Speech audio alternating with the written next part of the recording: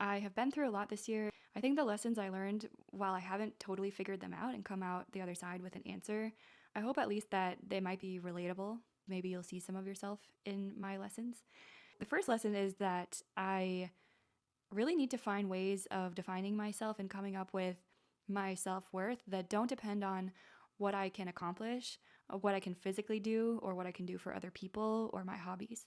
Because one of my struggles this year with long COVID has been that so many of the ways that I used to define myself, my work, my hobbies, what I can do for my friends or for myself, what I can accomplish, those things all went away for a time.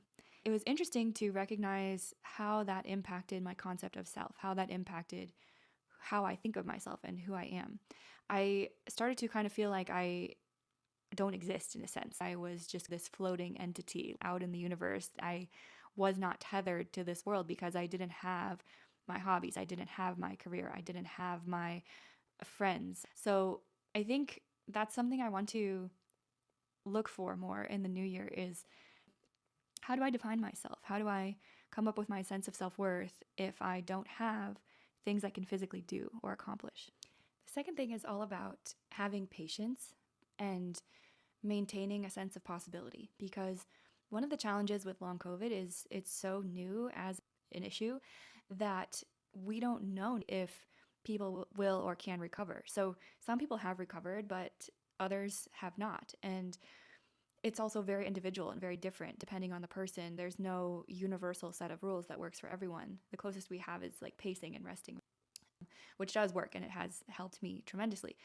But it's interesting because I have to have myself in this mindset where I have a sense of hope and possibility for the future at the same time as accepting that this may be my reality for the rest of my life.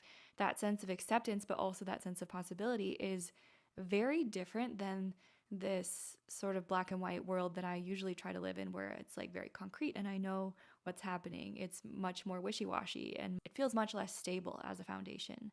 I think that's the second thing I'm really working on, is coming to a place of acceptance with that it may get better, it may not, and that unknown is going to be my reality for some time. And even if it does get better, I still have that sense of, well, am I cured or am I in remission?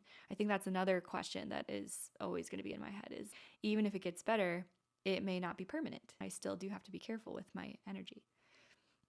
Those are some things I'm thinking about in the new year. I have no concrete lessons.